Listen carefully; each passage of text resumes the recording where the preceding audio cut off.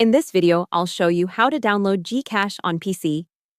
The first thing to know is that for a regular personal GCash account, you can't actually use GCash on a PC the way you use it on a phone.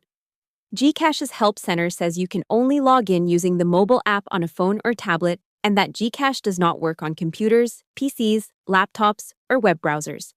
So if you were searching for a Windows or desktop version of the GCash app, there isn't an official one for regular users.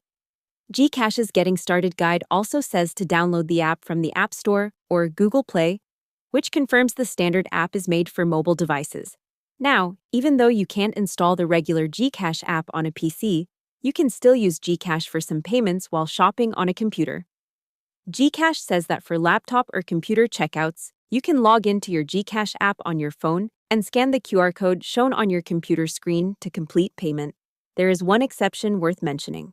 If you're using GCash for business, GCash says there is a separate official web login at business.gcash.com.